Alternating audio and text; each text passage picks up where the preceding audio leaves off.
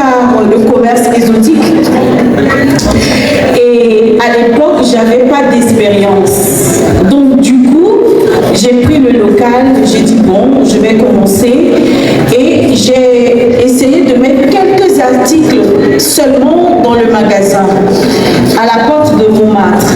Et quand les gens passent, ils nomment en fait mon magasin, le magasin où il n'y a rien dedans. Parce qu'il n'y avait rien. Donc du coup, j'écoutais les clients, vous avez besoin de quoi, qu'est-ce qu'il vous faut et tout. Et petit à petit, je ramenais mes marchandises, vraiment des marchandises appropriées à ma clientèle. Et au bout de 6 mois, mon magasin est devenu Château Rouge. Donc je suis passée du magasin où il n'y a rien dedans au magasin Château Rouge. Parce que maintenant, il y a tout. Les gens dans le quartier ne veulent plus aller à Château Rouge, donc s'approvisionner directement auprès de moi. Donc du coup, c'est comme ça que j'ai commencé. J'ai fait au moins 9 ans, je crois, dans le magasin exotique. Et petit à petit, j'ai des clientes qui sont venues me voir parce que les OR étaient sortis, les cheveux indiens. Donc elles m'ont posé la question, où est-ce qu'on peut trouver ça, parce que c'est très cher et tout, mais c'est sûr que quand tu vas te mettre, ça va bien se passer. Donc du coup, je me suis renseignée un peu. Et comme je ne suis pas du tout dans la coiffure, la cliente est venue un matin et elle m'a dit Yolanda, est-ce que tu as les cheveux? J'ai dit non. Et qu'est-ce qu'elle a fait? À l'époque, c'était la sortie d'euros. Elle a pris 500 € et elle m'a fait ça. Yolanda, c'est pour les cheveux. J'ai dit et là, j'avais rien fait, j'avais rien vendu. J'ai dit, ah bon, il y a de l'argent dedans comme ça, c'est un bon business. Après, je me suis mis tout de suite sur Internet pour trouver une société. Et j'ai trouvé une société en Inde qui m'a invitée. Donc, on faisait partie des premières à voyager sur l'Inde. Et c'est une grande société. Et bon, voilà, c'est comme ça que je suis rentrée dans les cheveux. J'ai vendu pendant au moins 10 ans les cheveux. Donc, on avait les OR. Et après, il y a les Chinois qui sont venus pour vendre les Brésiliennes et tout. Mais quand vous voulez de la qualité des cheveux, vous venez me voir. Vous allez trouver votre bonheur. Donc, voilà, on les fait vrais. Hein. Bon, comme je suis une femme de 50 ans, j'ai mis un peu de cheveux blancs. Vous voyez, on dirait même pas que ce sont pas mes cheveux. Exactement. Donc, voilà, on le fait propre. Eh oui. Chez Yolanda. Donc, voilà comment je suis arrivée à faire les cheveux. Et petit à petit, les clientes ont demandé la pause et tout. Et ça nous a donné l'idée d'ouvrir un salon de coiffure pour pouvoir poser. Quand les gens achètent, elles peuvent poser directement. Et c'est ça qui nous a arrivé maintenant au salon de coiffure. Maintenant, pour gérer en fait... Et oui, Yolanda, si tu me permets, je voulais juste rebondir sur un point que je trouve très pertinent que tu as évoqué en préambule. Tu as parlé du coup du fait qu'aujourd'hui, il y a certaines femmes qui hésitent à se lancer dans l'aventure entrepreneuriale parce qu'ils ont une très faible estime de soi, qui n'est que la conséquence des stéréotypes de genre, ou bien encore des idées reçues, ou bien encore des présenteurs socioculturels au sein de la société. Mais je voulais juste rebondir sur ce point si tu me permets, et après du coup je vais revenir vers toi. On a Maïva, la Maman Africa, qui à travers son parcours personnel est un symbole du mot audace et puis courage. Moi je voulais juste savoir, mais comment est-ce que Maïva, toi tu as réussi d'où as-tu puisé de vendeuse à la sauvette au marché de Sarcelles dans le 95 à te retrouver ici au Salon Roche?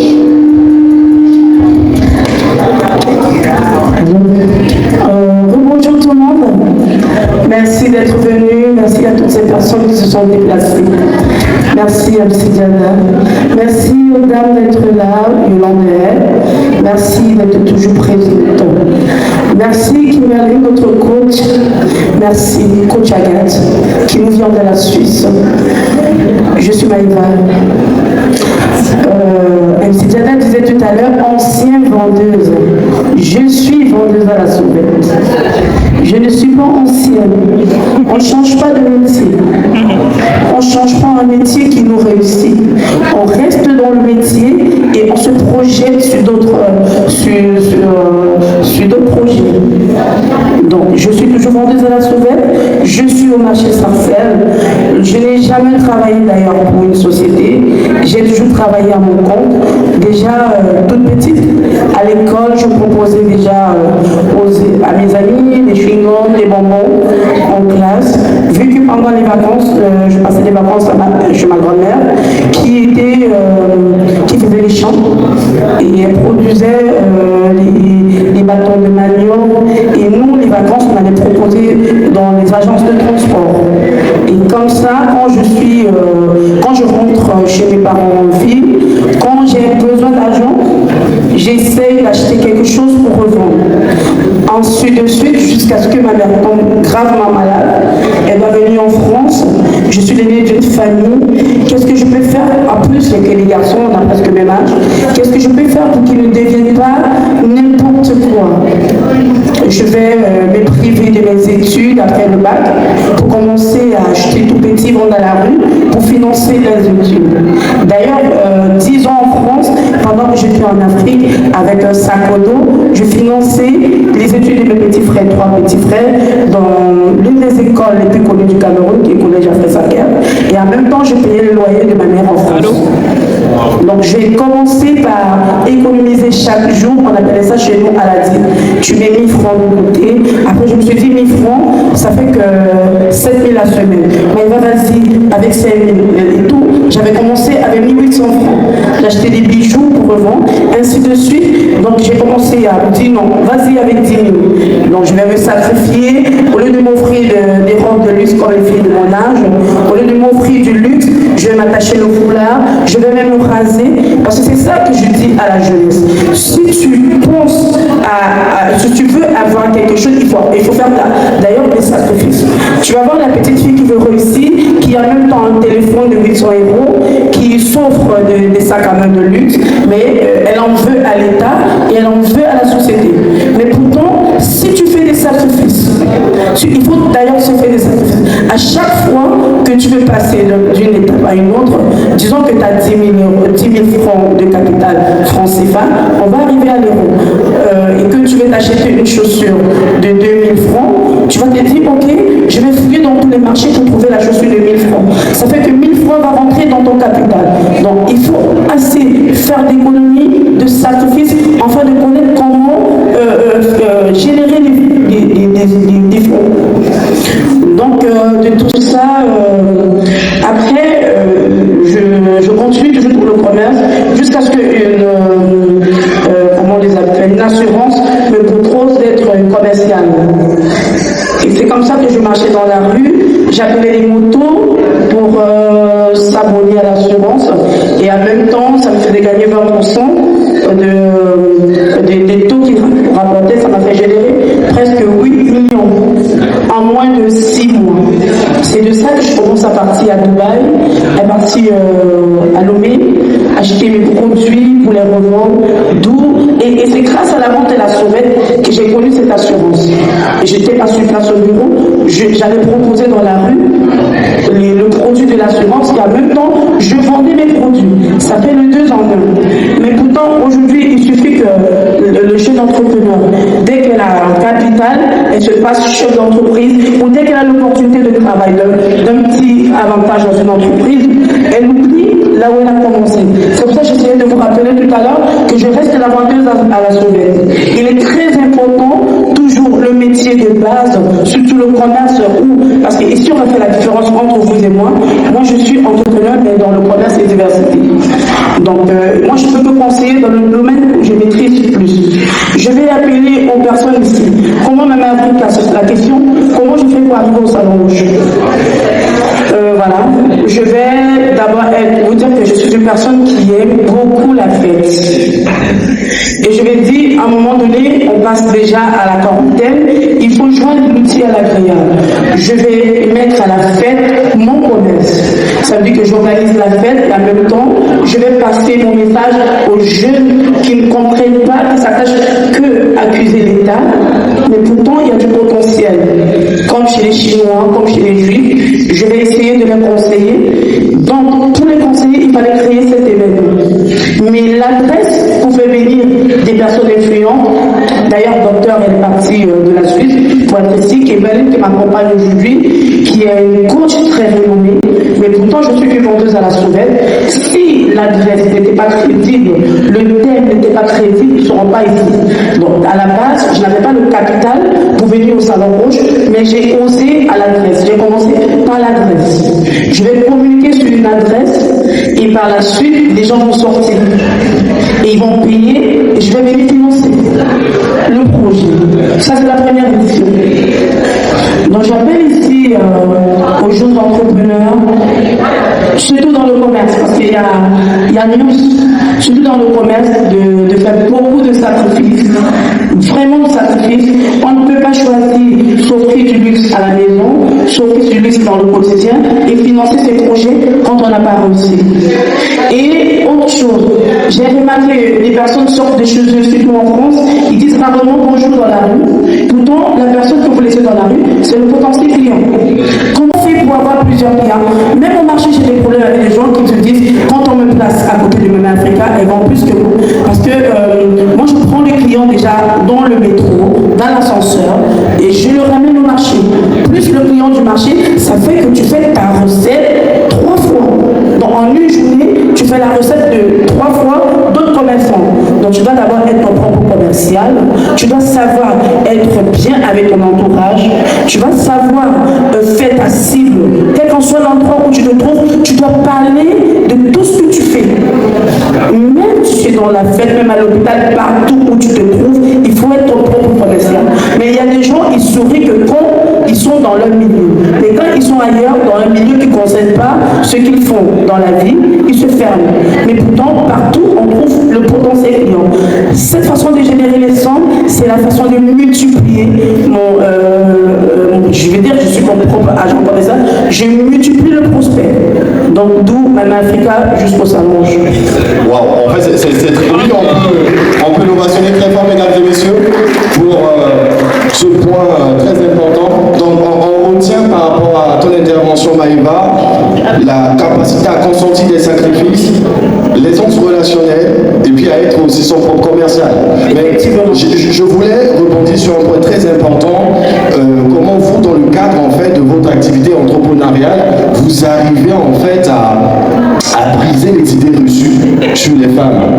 Je pense que je vais tourner vers toi, Kim Coach, ou encore Kim Yorlichal, puisque du coup, tu me permets de te tutoyer naturellement, tu es coach certifié pour entrepreneurs et dans le cadre du coup de ton activité, tu accompagnes en fait les entrepreneurs vers le succès en les aidant à bâtir un état d'esprit ou encore un mindset solide. Comment dans le cadre de ton activité, tu arrives en fait à briser les idées reçues sur les femmes?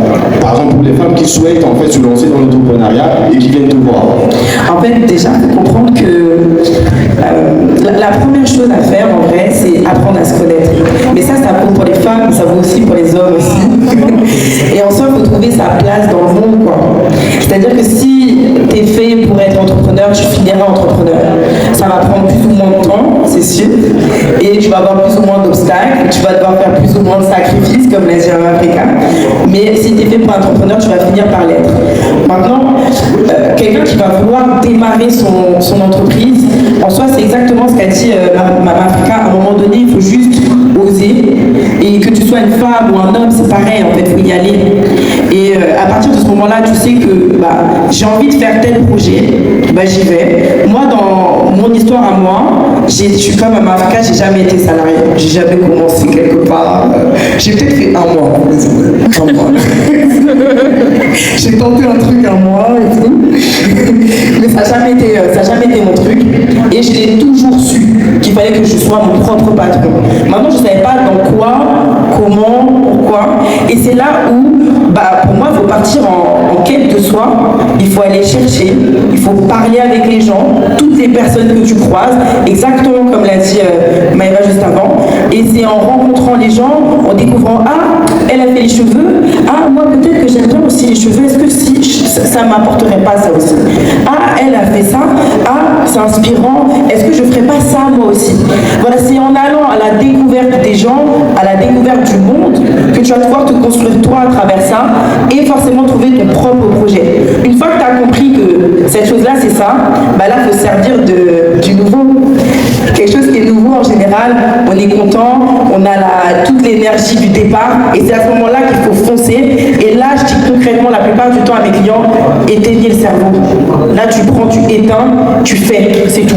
Tu verras bien ce qui se passera une fois que tu seras là-bas. Soit le chemin, tu l'aimes suffisamment et tu continues, soit le chemin, tu l'aimes pas, tu changes et il n'y a pas de problème à changer. Que tu sois une femme ou un homme là-dessus, c'est pareil. Il n'y a aucun problème à changer. Et peut-être que demain, tu démarres ton business, tu as peut-être envie d'un enfant, ok? Tu fais ton enfant, tu reprends après, et rien n'arrête rien. Et en plus de ça, moi, j'ai été élevée par une femme qui se levait tous les matins à 5h du mat, qui ensuite allait faire le ménage chez les gens, qui ensuite revenait s'occuper de moi, s'occuper de ma soeur, ensuite qui ne s'achetait absolument rien pour être sûr que nous on ait à manger. Quand tu as ce type d'exemple dans ta vie, t'es pas là en train de te sortir des vieilles excuses, oui je suis fatiguée, pas fatiguée, etc. Non, tu sens les doigts des fesses sans être trop vulgaire et tu vas faire ce que tu as à faire pour la simple et bonne raison que c'est ta vie. Donc c'est à toi de faire les choses. Dieu ne va pas descendre, venir toquer chez toi. Écoute, tiens, je te ramène la vie que tu veux, détente, reste là, tu vas bien. Pas du tout. C'est à toi d'aller chercher. Il y a une belle histoire que je raconterai pas, je raconterai peut-être à certains qui veulent, mais tu sais, où il y a un monsieur qui cherchait à avoir de l'aide de Dieu et il prenait jamais ce que Dieu en fait lui a ramené, parce qu'à la fin il est mort et il lui a dit à Dieu, oui, mais à quel moment je t'ai demandé de m'aider, t'es pas venu, pourtant je t'ai ramené un bateau, je t'ai ramené tout plein de trucs, tu les as pas saisis. Mais en fait c'est exactement ce qu'il va falloir faire dans sa vie également, en tant qu'entrepreneuse ou même pas en fait, de manière générale dans sa vie. Voilà. D'accord. Une fondation qui est solide. Et cette fondation, c'est de se connaître soi-même. Ça vaut autant pour les hommes à la fois aussi pour les femmes. Je voulais justement me tourner vers Dr Roth, Agathe Roth-Caboret qui nous arrive de la Suisse. Donc je l'avais dit en préambule, vous êtes une femme à plusieurs casquettes. Moi, en fait, dans le cadre de ce que vous faites, comment est-ce que vous arrivez en quelque sorte à briser les idées reçues sur les femmes? D'autant que vous êtes auteur et vous êtes aussi fondatrice en fait de la d'édition littéraire et dans le cadre de ce que vous faites, de vos livres, est-ce que comment vous arrivez à transmettre le message aux femmes sur l'importance de briser un peu les tabous pour libérer le potentiel qui est en eux? Merci. Alors, à cette question, par exemple, j'ai écrit un livre qui s'appelle L'art de la reprogrammation mentale. C'est vrai que tout petit, on peut avoir des paroles blessantes qui peuvent s'ancrer dans notre subconscient.